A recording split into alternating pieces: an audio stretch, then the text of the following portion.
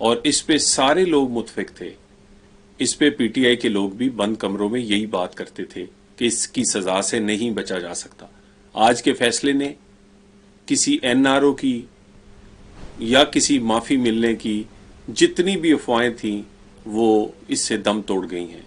اور یہ ریاست کا فیصلہ ہے کہ 9 مئی ہو، 26 نومبر ہو، بغاوت ہو یا کرپشن، اس پہ کوئی معافی نہیں ہوگی. یہ کسی کی ذات کا معاملہ نہیں، یہ پاکستان اور پاکستان کی ریاست کا معاملہ ہے.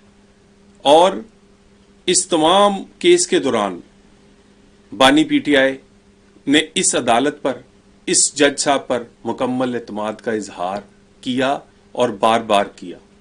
جج صاحب نے یہ کیس انتہائی تحمل سے سنا، تمام قانونی نقطے پورے کیے، بانی پی ٹی آئی اور ان کے شریک ملزموں کو متعدد موقع دیے، بڑی دفعہ وکلا چینج کیے، انہوں نے ایڈجرنمنٹس لیں، ہیلے بہانے کیے، مگر ہر قسم کی احتیاط اور محتاط ہو کر جج صاحب اور عدالت نے اس کیس کو آگے بڑھایا تاکہ اس پر کوئی انگلی نہ اٹھا سکے.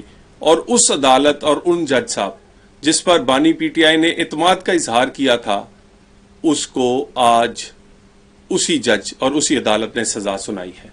یہ سزا بہت دیر پہلے ہو جاتی اگر ان کو سہولت کاری نہ ہوتی. اور سہولت کاری بھی کیسی؟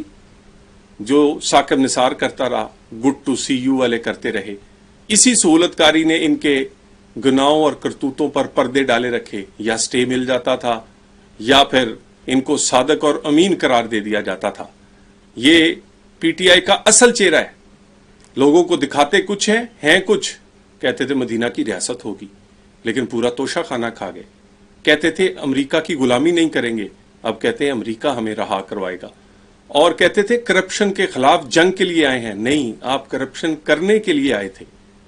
یہ بات صرف اس کیس سے نہیں، اس کیس کے علاوہ بھی بے شمار ایسے شواہد، کیس اور سکینڈلز ہیں جس کا آغاز بزدار کی اپوائنٹمنٹ، ٹرانسفر پوسٹنگ ہو، ترقیاتی کام ہو، آپ سونامی ٹری ہو، پشاور میٹرو ہو، کوئی اٹھا کر دیکھ لیں، ہر ایک کا تانے بانے جڑے ہوئے ہیں بنی گالا سے.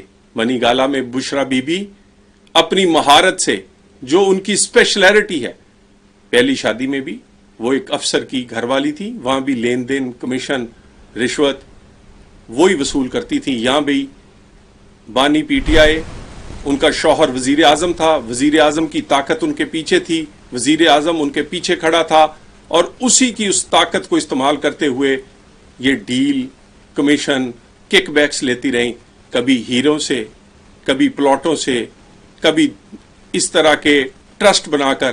اور یہ بار بار ہر چیز کو اسلامی ٹچ دیتے ہیں اپنی سیاست میں بھی، ووٹ لینے کے لیے، لوگوں کے جذبات سے کھیلنے کے لیے، اور اب اپنی کرپشن چھپانے کے لیے بھی.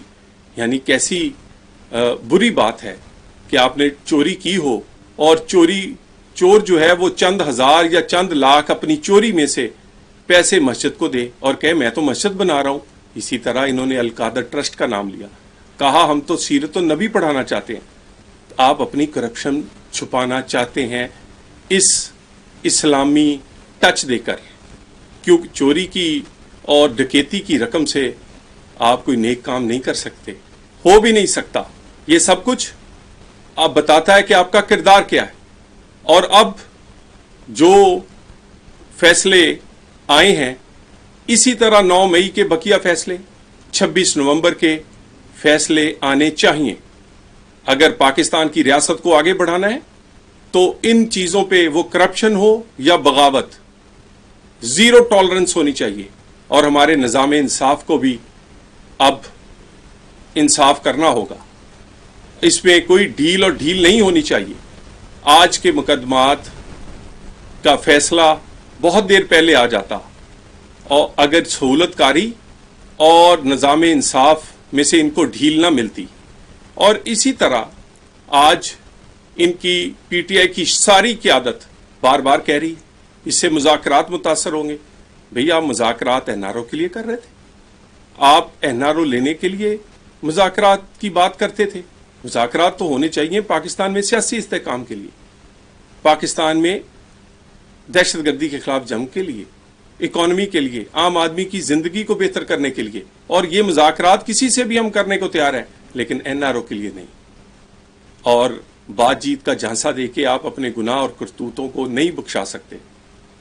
ایک دفعہ پھر یہ جو فیصلہ ہے یہ اوپن اینڈ شٹ کیس تھا، اس میں بے شمار شواہد تھے، شواہد بانی PTI کے گھر سے لے کر ان کی کابینہ کے وزیر اور ان کے افسران نے خود گواہیاں دی، اور اس کا ایک ایک شواہد، ایک ایک گواہی اس بات کی دلیل تھا کہ بانی PTI خود اس میں ملوث ہیں۔ اور یہ سارا معاملہ اس وقت شروع ہوا جب NCA برطانیہ نے تحقیق کی، یہ وہاں سے پیسے واپس آئے تھے، اس سے یہ انکار نہیں کر سکتے، اور وہاں سے وہ پیسے واپس آئے، ان پیسوں کو پاکستان کے خزانے میں جمع کروانے کی بجائے اپنی جیب میں ڈال لیا، اور جیب میں ڈالنے کے ساتھ پھر ٹرسٹ کا بہانہ بنا کر اس کو ہضم کرنے کی کوشش کی۔ ایسی اور تمام اس طرح کے ان پر جو الزامات ہیں، وہ بغاوت ہو یا کرپشن، اس پہ زیرو ٹالرنس ہے۔ یہ ریاست کا فیصلہ ہے۔